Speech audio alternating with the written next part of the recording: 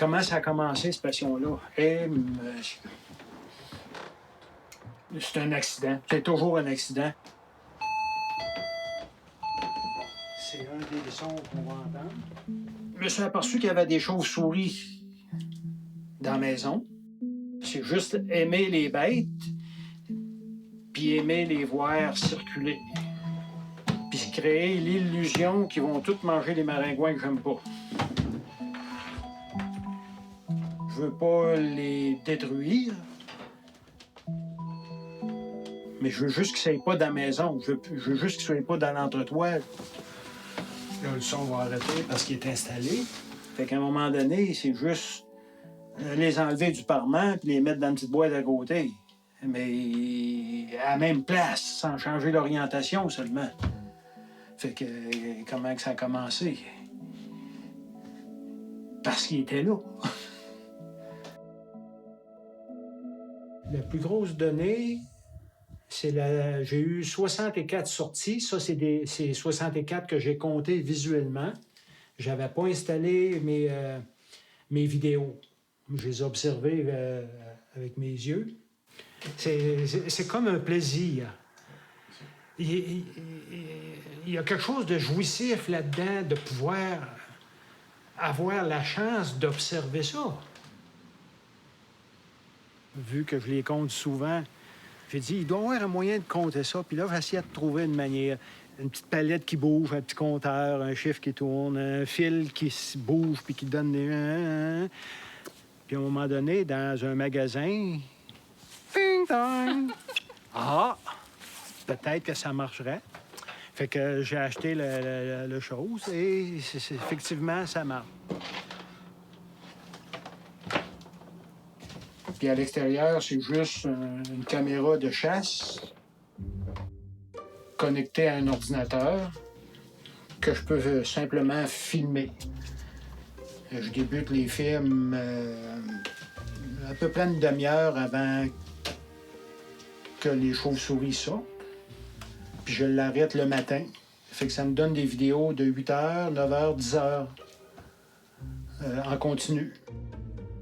Puis si je suis pas là directement pour regarder l'écran puis les compter, ben là, je les compte le matin en prenant mon café.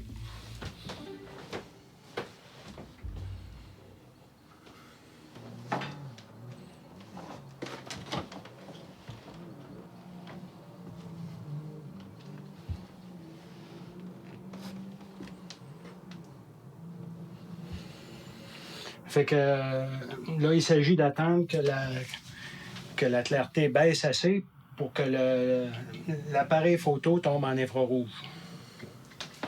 Puis pour ça, il faut l'éteindre puis l'allumer jusqu'à ce qu'on soit prêt.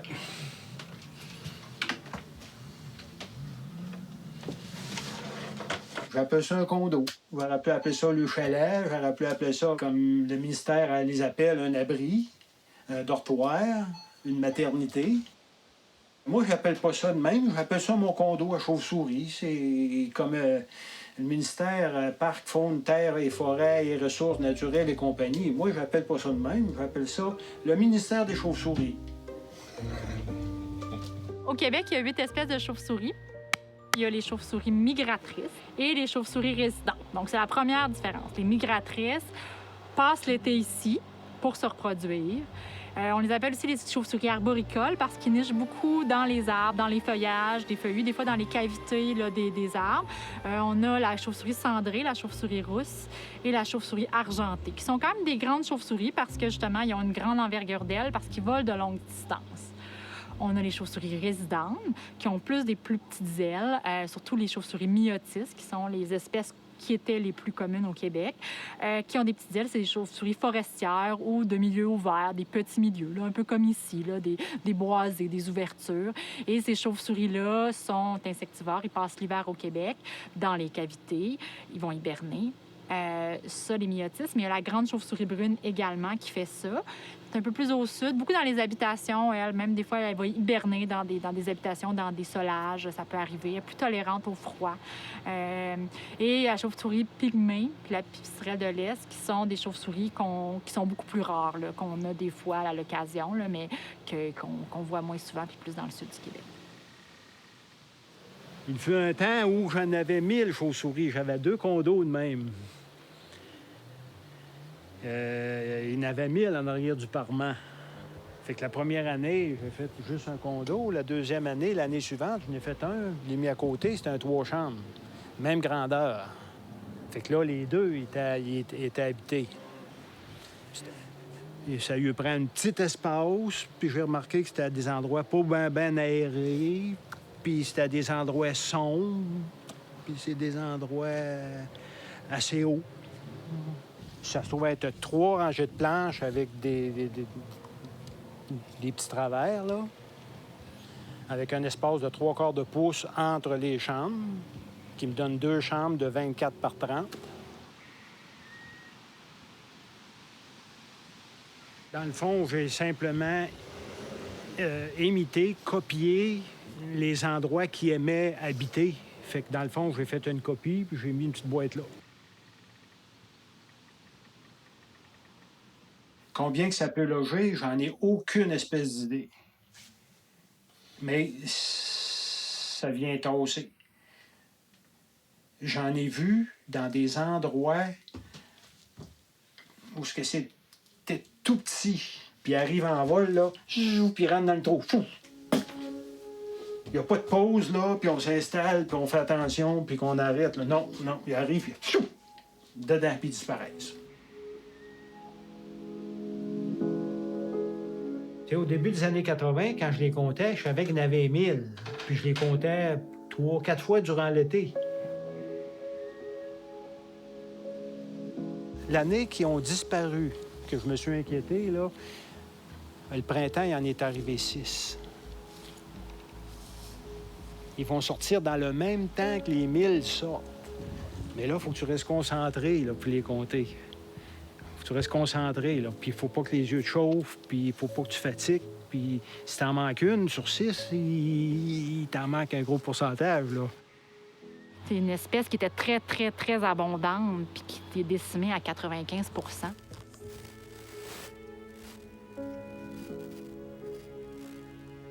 C'est les grandes causes, c'est la perte d'habitat, la dégradation des habitats, les espèces exotiques envahissantes, dont le chat, dont le syndrome du museau blanc, qui en est une aussi. Le syndrome du museau blanc, c'est une infection fongique. C'est une infection qui est arrivée d'Europe. C'est un champignon qui se propage sur les ailes des chauves-souris, sur leur nez. Et c'est un champignon qui, c'est comme une maladie de peau. C'est pas grave. C'est juste que les chauves-souris, durant l'hiver, ils ont fermé leur système immunitaire. Ils sont en mode énergétique. Là, fait que tout était presque éteint. Fait que la maladie se propage beaucoup et ça les réveille plus. Ça change leur rapport avec l'eau. Ils déshydratent plus rapidement. Puis une chauve-souris, ça a une quantité d'énergie pour passer l'hiver. C'est comme chauffer le poêle, là. Ça prend beaucoup d'énergie pour partir ça, remonter la température corporelle. Donc, chaque réveil demande une augmentation d'énergie majeure. Et là, c'est là que les chauves-souris brûlent leur réserve trop vite. Alors, les chauves-souris se réveillent au mois de mars. C'est là qu'on voit des fois des photos là, un peu catastrophiques de des centaines ou des milliers de chauves-souris mortes à l'entrée des grottes en plein hiver. Là. Et le champignon s'est répandu à 250 km par année. Parce que les chauves-souris sont très grégaires, ils se collent tout le temps, on voit des photos, ils sont toujours collés, et ils voyagent beaucoup, ils se reproduisent dans un hibernacle, mais ils vont aller rester dans l'autre. Fait que ce mouvement-là, très fort entre ces chauves-souris-là, a fait que le champignon s'est déplacé, il est en train de couvrir l'Amérique. C'est une vidéo qui dure 6h56 minutes. Puis ça, c'est le temps d'enregistrement. Fait que quand que je débute mon enregistrement, je me donne l'heure qui est. Il est 9h. Fait que là, c'est ça. Il y a le décompte, il y a les chauves-souris qui sortent, c'est infrarouge, puis...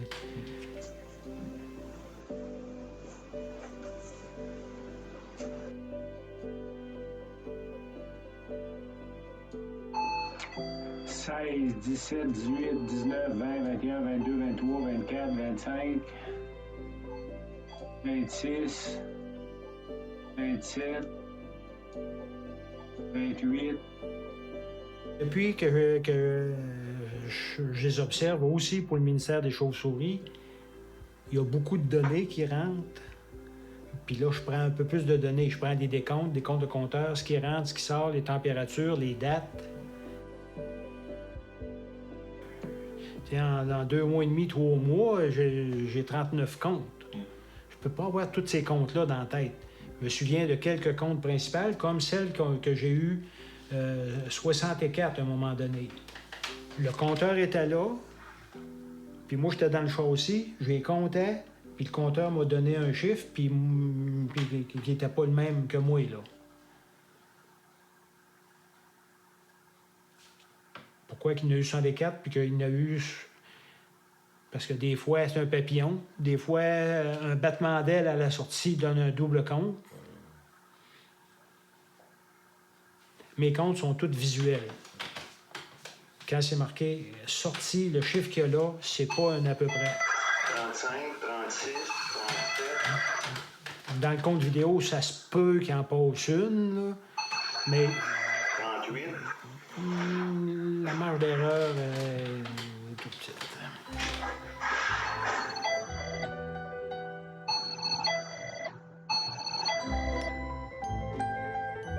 C'est du 30 images secondes. Une seconde, il y a 30 images d'enregistrées.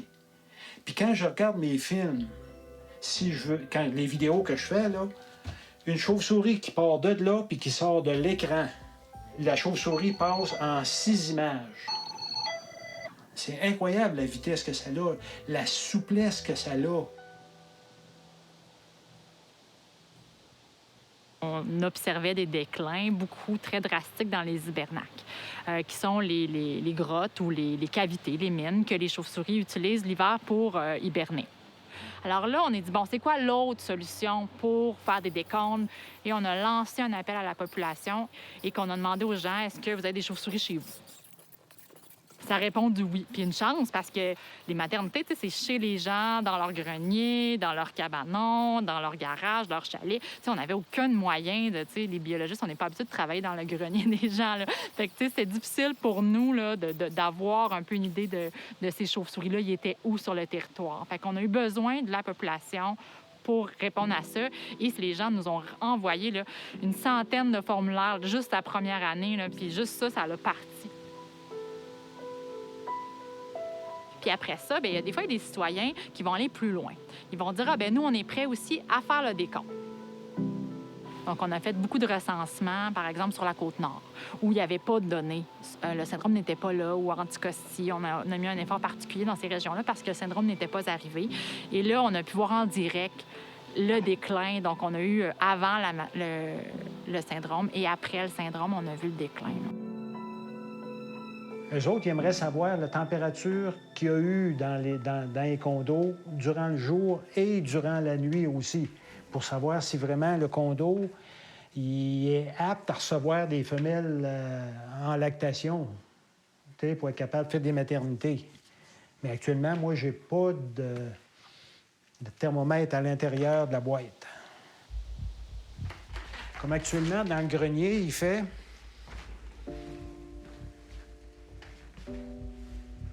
Actuellement, dans le grenier, il fait 26,1. C'est facile le soir, c'est facile à la fin de la journée. Tu t'installes sur le toit, tu t'installes avec une flashlight, tu te mets une chose sombre, claire en arrière, puis tu les vois sortir avec une petite flashlight faible. Là, une petite flashlight, là, tu les sors, tu les vois sortir. Mais le matin, là, on les voit pas rentrer. Fait que j'ai dit, on va les voir rentrer, moi. On va les m'asseoir sur le toit, puis je vais attendre qu'ils rentrent.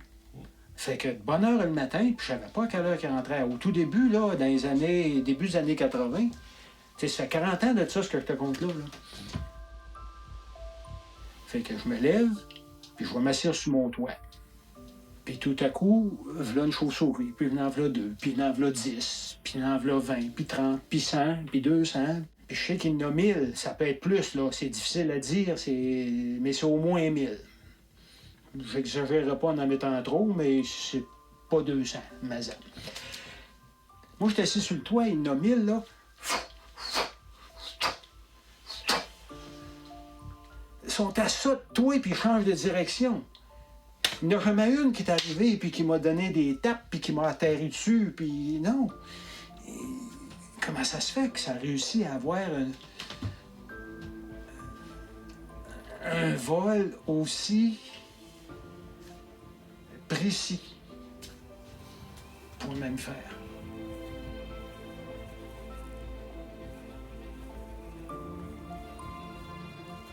Moi, je suis assis sur le toit, puis il y en a 1000 qui circulent autour de moi, là. Le premier 5 minutes, là, c'est pas vivable. C'est la sensation que t'en as avec toutes les mythes que les chauves-souris ont à porter sur le dos, puis que nous autres, on capte, là, puis que la peur des chauves-souris est installée dans le peuple. T'entends des petits cris. Les écholocations, t'entends pas ça. Mais ils ont d'autres sons que t'entends. T'entends des bruissements d'ailes. T'entends du courant d'air un peu. Il n'y en a pas gros qui ont vécu ça.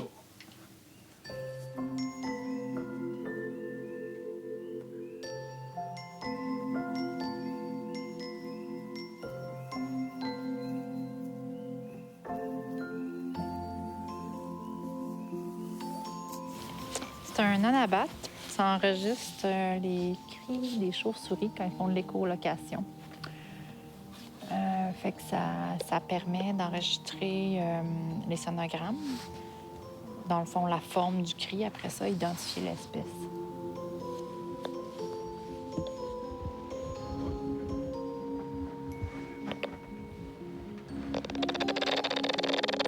Ça sort.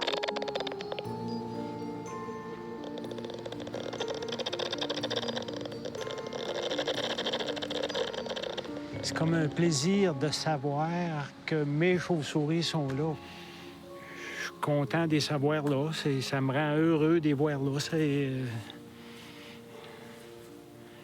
Quand il n'avait rien que 6, j'étais en déception.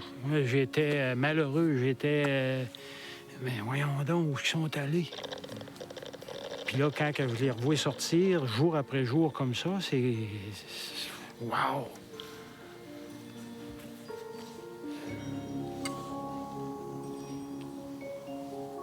Dire que tu as des chauves-souris chez vous, puis les voir, puis les aimer, puis les observer à tous les jours. Actuellement, ils circulent. Mais il faut le savoir puis se lever la tête.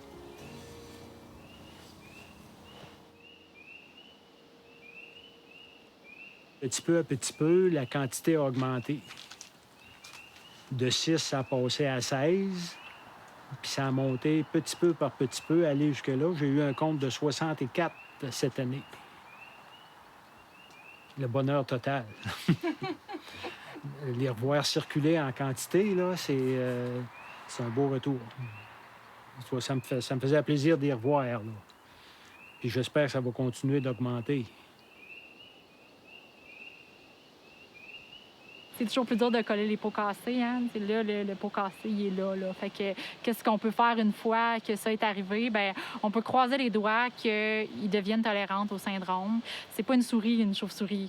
C'est un petit, peut-être 2 par année, mais c'est maximum 1. Fait que c'est pas un cycle qui est très, très rapide, là. On appelle chauve-souris, mais au niveau de la reproduction, c'est une espèce qui va vivre au-dessus de 30 ans, là. Fait que c'est pas un cycle d'une espèce rapide, là, qui se reproduit, puis faut pas qu'il y ait une mortalité en bas de 5 si on veut que les chauves-souris survivent.